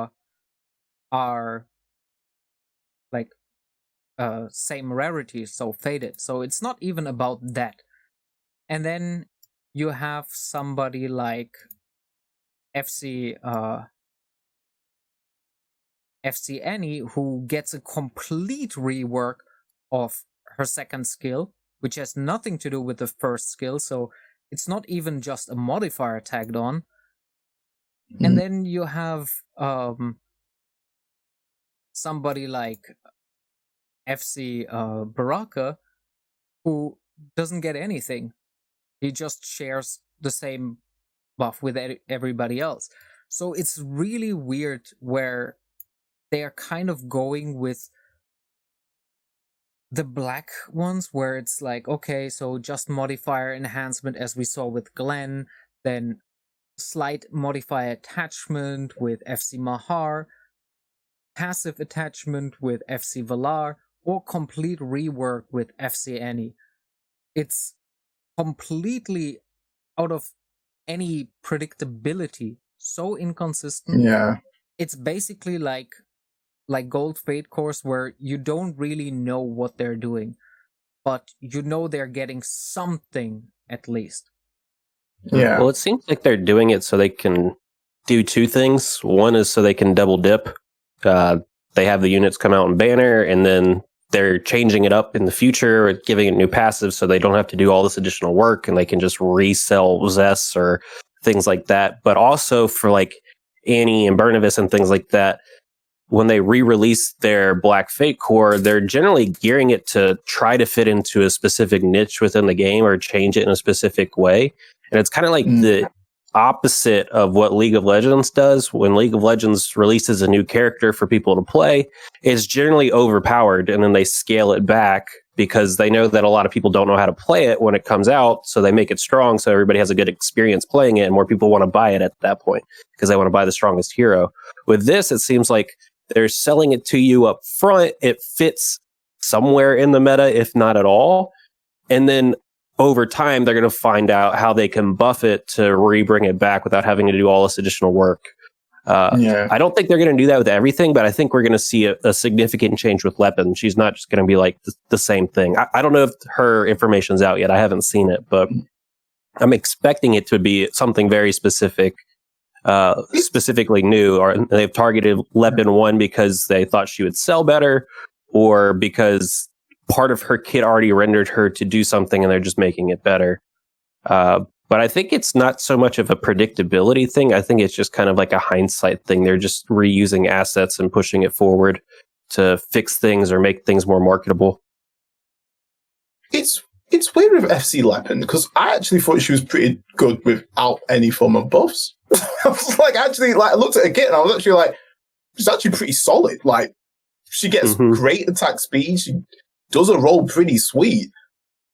I can't imagine what they could do to make her fit in more, apart from, you know, throw a tranquil on her or something. I don't know. Like, I'm actually really, really curious about FC Lepin when she does drop, because I actually, in terms of the Black Fate cores that I've seen and overlooked and all that, I thought that hers was actually pretty solid. Like, it was actually a decent Fate core to have. Now, would that make, this is a completely separate question, but like with you saying maybe they'll tack Tranquil on, would you want people to get like Tranquil in command after like all these people have gone through and done the SOCs to get Bathory and Garf for these unique passives to them? Do you think that they're going to double dip back into that and make two Bathories, like a fire version of her or something? It's weird with Tranquil, because I kind of feel like, because Tranquil is such a powerful ability, it's almost kind of bottleneck our team comps a bit. Like, when I think of like Dragonblood and Tranquil and mainly just those two, really, I feel like those abilities are kind of abilities that I'd expect like in this game after a year. in that sense, like I feel like because we've flown into it so fast, we've not really kind of had a cool experience with all like the black frame fake cores that are currently with us at the moment. It's just literally just been like straight to Dragon Blood, and that's gave us such a high expectation of future upcoming units that are going to drop into the game. Like, you know, if anything falls beneath that expectation, and now that we've got FC Iris as well, it'll be a bit like, well, why should I invest in that banner when I've had such an OP passive before, and then I'm kind of getting like it watered it down again. I do wish that passives like Tranquil and Dragon Blood was just a bit further down the line, so we could play around a little bit more with these black fake cores instead of them kind of rehashing them now to then fit into this current meta that we kind of got. So I went super hard on those Bathroom String creations. That was like my introduction to the game. And so I would sort of be like, dang, like I wish I didn't spend all that money if they did introduce another character with Tranquil. But I also see that I'm not sure when Bathory came out, but I'm pretty sure it was relatively early in the game. So like you've had all that time to kind of like reign the meta by having like the exclusive unit. And so I wouldn't be super mad if I feel like it's been enough time for them to introduce another unit with Tranquil. I know that some people don't like Tranquil, but even if they just found a way to add it with like FC Lepin and just like a special way to where like maybe her skill 2, when she revives somebody, she revives them with Tranquil, or like a way for it to maybe become an active, but like a one supply. I don't know. But I necessarily wouldn't be mad if they gave another unit that, because it would also give the new like the players who just came into the game another chance to, like, you know, if you didn't come into the game when Bathory was out, then you missed the raid up banner and now you're just kind of screwed unless you reroll. This thing would give you another chance to get another character with Tranquil during a raid up banner. I would want it to either be an active. I want it to maybe be an active to where like it's not a passive, but I could definitely see them making it a passive. An active actually would be stupid. So that would be stupid because you keep reapplying it. I think maybe a passive, yeah. That'd be an interesting actually active if they didn't apply it to somebody that was beefy. Like if you made it a frontline unit that was like really fragile, and you could build team comps around trying to keep that person alive, and it'd be like a sustained type of. That'd be an interesting thing. But I agree. If they were to put it on someone like Raro right now, like that'd just be the stupidest thing this world could offer us. So, in general, if they would like basically allow us to get one of the general's passives onto a 4-star unit, be it anyone, they would create a precedent where they have to do this with basically everybody. And would you want to have a Shufraken passive that is tagged on another legendary? Would you want to have another Garf passive? I mean, Garf passive is maybe not the strongest. Janai might be really, really dangerous, especially if it's on a unit with high attack. I think it would definitely use their uniqueness about them, if that's a word. Like, you know, when you pull for Bathory, you know, the unique thing is having that Tranquil, and when you pull on Shufraken, that Fear of Abyss makes them unique. It's the reason why they're called generals, in a sense. So to kind of have them on a legendary hero, I mean, I don't think they would ever do it legendary. No. I mean, it'd be great, but I think realistically, it'd be like, why should I pull for Shufraken if this legendary hero could do the exact same thing? In that sense, granted that Shufraken can, you know, sustain himself pretty well and also freeze about line, but, you know, Fear of the Abyss is pretty badass. like as long as I can get a burst move popping off and securing that kill because of the Fear of the Abyss, that's all that Shufraken is there for, mostly, in the current meta at the moment. So it would, you wouldn't really pull for Shufraken as such, because there's a legendary hero that can do what he's there for, in that sense. So besides Bathory, all the passives are actually number based. So you have Dishearten, which is number based. You have Janai's attack speed modifier that is number based. Garth's command marks are all number based. So you could essentially just halve them and give them to a character of lower status, which still allows you to do some of the combinations. Because currently, if you have Jin, you will never be able to use any of his secondary abilities unless you have Jinai, and unless you run them both in the same team, which is usually not really how you run them, because they don't synergize beyond that point. However, I'd be okay if they halved it. Yeah, however, with Bathory, since it's an absolute passive where it says it prevents you from dying for one turn or once in the game, you cannot have that. So You could just be like the first unit, though. So She just does it to one unit. So instead of giving it to 4 units, giving it to 1 unit, yeah?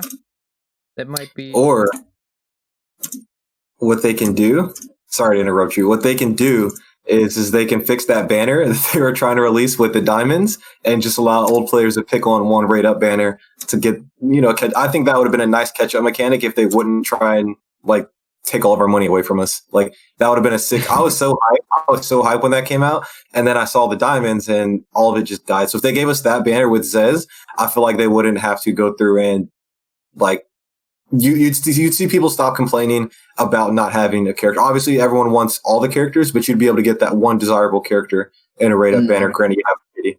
So I think they really should fix that and release it soon, or at least before Chapter 11 or something. Yeah. It had so much potential. I was like, oh man, sweet, let's go. And then it was like, wait a minute. wait a minute. What is? It's like, oh no, what happened? Like how? Who authorized this? Yeah, definitely was. Concept great, implementation not so hot. Yeah. Yeah, I think that banner, like, they had to pull it back because of the community backlash. And I can see it, where it's just, like, a straight-up pay your way into, like, and even pay-to-play players weren't too happy about that, because it's like, hey, I spent, like, $600 on that, and now you're basically giving this to everybody, where a lot of players can just luck out with $100. Like, if you did the math, like it is still like ridiculous for a guarantee you pay something like $600 or $700 on a given character, which is kind of ridiculous if you think about it, monetary wise. But yeah, I don't know. Like when I saw it, it was pulled back so much that I didn't really have time to think about it. But after I read a bunch of the comments, I was like, yeah, maybe it's better to not have that, to not immediately antagonize your player base. I thought it would be nice to have like a banner up where you can choose between 3 or 4 characters. Where you basically unlock a slot with like 1,000 crystals, and you can pick between 3 or 4 of the previous ones, or maybe even all of them, and just get that banner rate up as a temporary. So essentially, create your own sock, create your own string of creation in a sense, in a way. Yeah, essentially a string of creation for one character with a pity and all the benefits of getting Muse and stuff.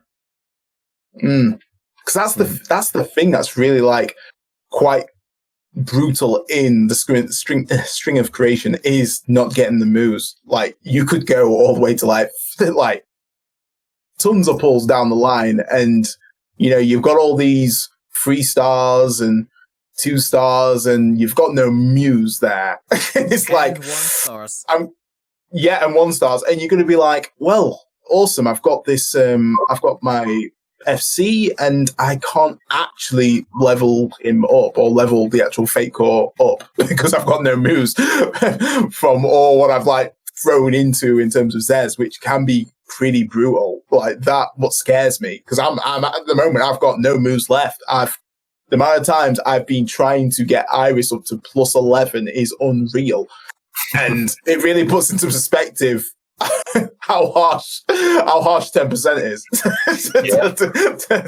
Like, oh, that this. And when I see people like at 15 plus 15, I'm like, guys, RNG was definitely on your side. I dread to think how much they plugged in to get them up that high, because it's brutal. Yeah. It's rough. And, ASAP there, got Shufraken in 48 out of 50 pulls. That's the reality, but you're going to enjoy that Shufraken, though. You're going to enjoy it. You're going to enjoy it, my guy. Yeah, that would be the issue with something like making a set pity for one unit. Like, say someone picks Shufraken and they could get it in 19 pulls, and someone over here is 48, 50 deep. Yeah, exactly. It is like that, and it's what I've seen people go like, "Oh yeah, I got my Bathory in 2 pulls." I'm like, and it kind of makes you feel like, "Oh, I want to dip in there too. Maybe I can go for that two pull." Free to play, by the way. Yeah, free to play. Always free to play. And then you're there like 30 deep, and you're like, well, there was my 2 pull hope that I was going to get Bathory or the actual main FC on that banner. It's, RNG's it is rough. And it's the scary thing about the string. It can be great, it cannot be, but it's RNG. It's what we sign up for when we're playing the gacha. True, that's kind of what we're here for. Yeah, it's what we're here for. It's what it is. We love it, but man, it's rough. For some reason, when you get that Bathory in 2, you feel like you're superior. You know what I mean? Like, it doesn't make any sense, but you feel accomplished. I'm better than you. Yeah, someone did that for me. They I want to say, I don't even remember which character it was. They got a character in 2 pulls. I kept seeing it on Facebook, so I went and I had to take that character to pity. And I wanted to go back to that post and be like, "Yo, can you fight? Like, can we fight about this?" I just wasted all my Zez because you were flexing. But when you do get that character in the first few pulls, it's like, all right, this is the greatest thing in the world. Yeah. Well, that was the thing as well. Like I got FC Iris in. I got him in 4 pulls, and I was like, when we got FC Glenn, I was like, you know what? I might as well go back in the banner and just try my luck and And I did manage to get like another FC Iris on the 8th one. And it was one of those ones where like I was like, I'm not going to be that guy, because I know like people have been like saying like, I had to go to full P or I had to do X amount, and I know how rough it can be. My FC Rayra pull video, I nearly freaking cried on camera. It was taking me so bad, like just constant shafting every time. And I know how hard it is when you are trying to pull for that FC that you want, and you're hoping that you're just going to get it with ease. But one thing I've learned with playing gacha is always save to pity. Always save to pity. Then you won't have that disappointment. So Because Midnight raised an interesting point where he says that almost every unit since day 1 global release has been considered must-have or must-have for top T.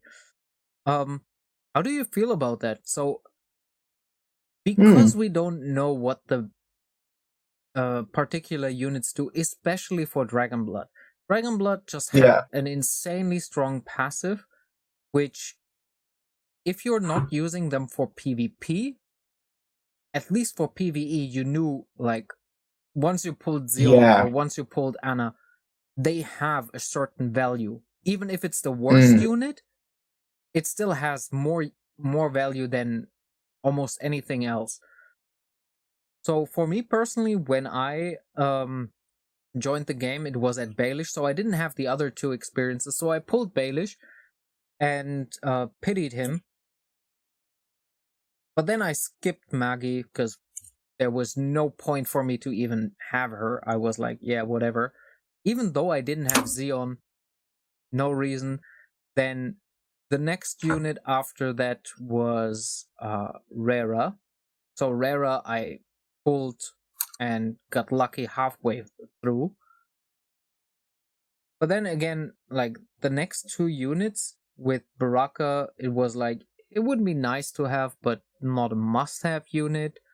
And Ramji was definitely not a must-have. I pulled 8 times on him and got insanely lucky with 2 of them in the same pull. So let's go. So I got the fusion up, which was great. But after that, I didn't pull on Scarlet. I was like, oh, let's just do 3 summons on Dagus. Got him. Was like, awesome, sweet. And Iris, I was like, if her passive sucks, I'm not gonna pull on her. The same with Glenn. Like, he's not a must-have. I don't feel that Bernadette is a must-have. So, what do you think? Like, has any of the banners, especially the Black FCs, giving you the impression, yes, that is a must-have? I'm not talking about the core reverse, because they feel like really impactful with FC Annie especially, and Deva got a sweet buff. Bernavus is ignorable. I feel like FC Anastasia is, I wouldn't say she's a must-have, but she definitely, out of the first Guardians, was really good as a healer and having that Dragon Blood for the front row. Hold on a minute. Just close my door. For the front row. Out of all the Dragon Blood units, that's the only one I regret not going harder on. Apart from that, I'd say FC Rayra has, like, for me, probably one of the best pulls I've gone for, and I kind of do wish I did go to Pity just to get another dupe of her, just because she's just so incredibly strong. Her kit is just so bumped up. Not even just her passive, it's down to her skills what really just make her amazing. And then you've got units that can just further bounce on, well, further boost her up in a sense that just makes her even more stronger. FC Xion's interesting. I feel like with him, it's more the team comp. So if you have the right units, he can be really good. FC Iris, I think she's a weird one. She's good because she's opened up the gates for the other units to come back in. But in terms of her actual like passive in a sense, like it's good, but I feel like with her, just her presence alone just opens up for more team comps. But is she a must-have? I don't know at this point. It's too early to say. It is too early to say. I think her presence on the field is just more menacing than anything else. It's kind of like Shufraken. Like Shufraken on the field is more just for his passive. Bathory, having her on the field because of Tranquil, it's menacing. It gives that awesome support. But with Bathory, she still has that awesome power to clap at the same time. Though FC Iris can hit hard now as well, which is actually pretty good. So, yeah. I don't know. It's hard. It's a hard one. I don't think any unit is like a complete must-have apart from FC Rayra. I think she's in her own tier. I'll take a quick take just because I know we're running into our time limit here, but I think that it makes a lot of sense and they should keep it that every gold FC is meta changing and should feel like a must-have. But I do think that as the game goes on, they should introduce some type of seasonal PvP format, which is like the true PvP. And then they have like every type of hero is available type of PvP. And then PvE is every type of hero as well.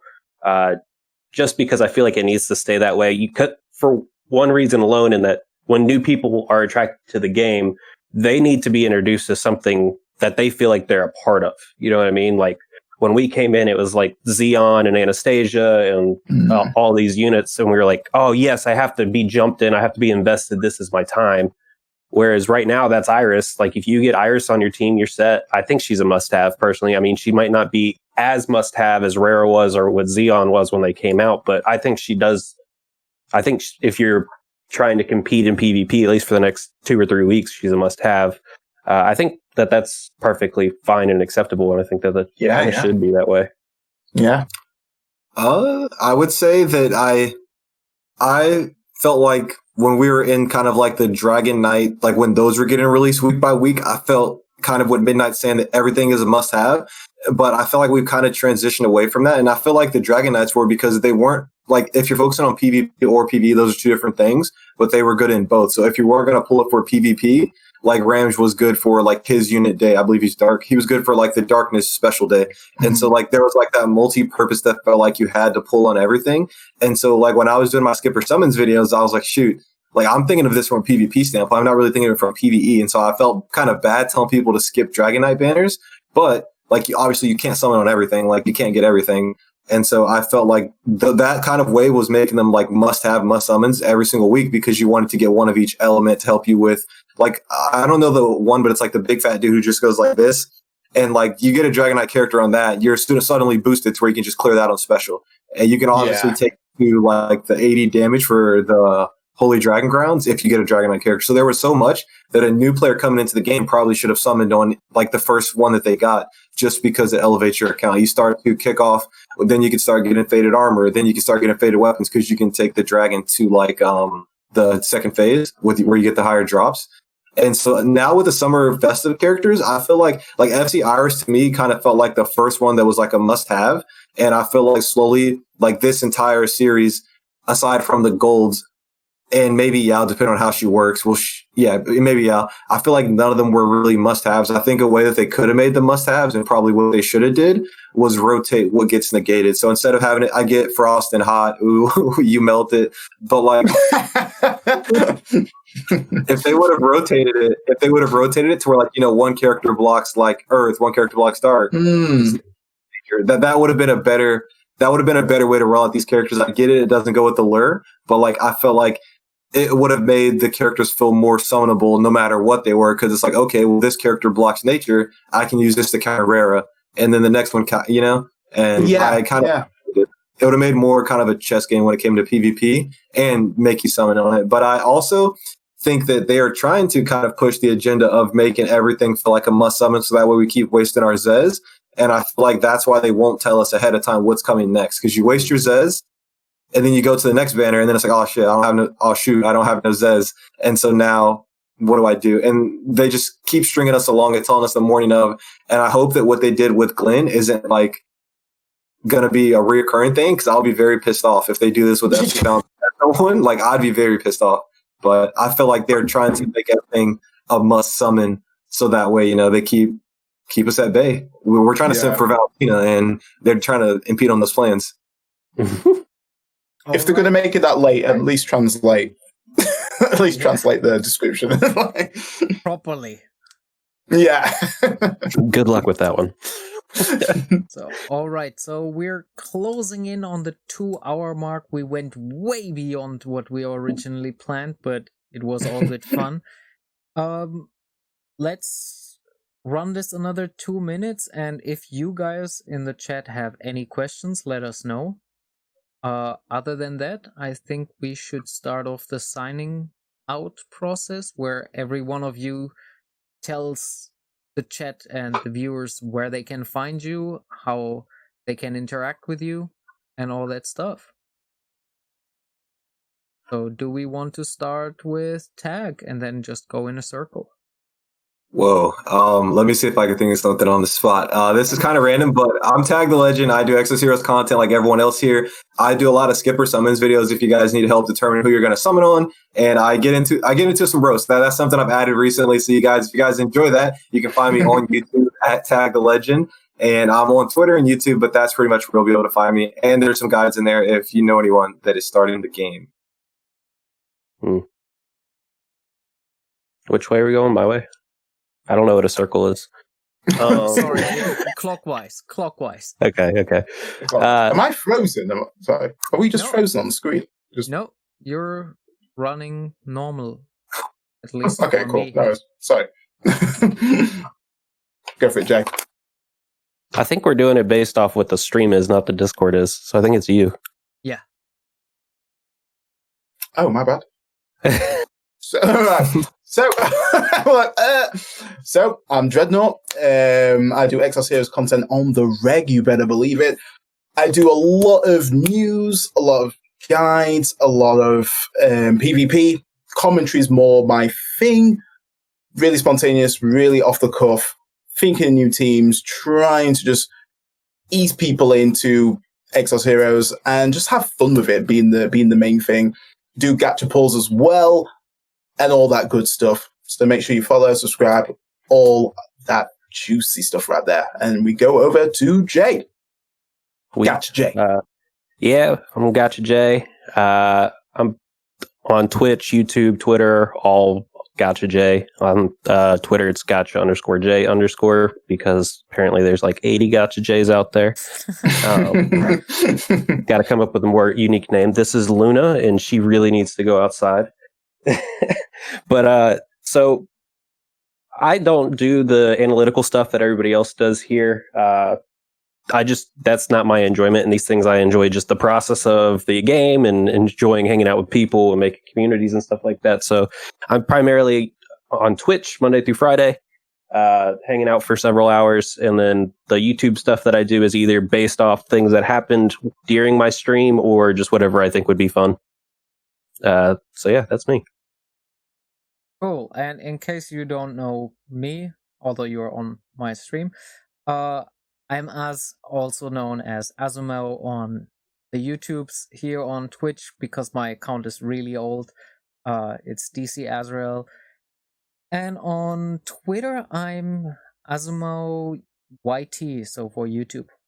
And I do mostly like more budget-oriented content where I try to run through the more difficult content with affordable teams and try to break the game down, do some like weird number crunching, and yeah, that's my thing. All right. So that was definitely fun, and we have not decided if this will be a reoccurring thing, but like from our initial thoughts, we think maybe this could be a monthly thing, depending on how the news cycle goes, and especially with the patch cycle being on a like kind of monthly basis, if time allows, because we're all in different time zones. We would like to make this a recurring thing. So if you have interest, let us know either on the YouTubes, the Twitters, wherever, and we will try to comply to that. Woo! Yeah. Down.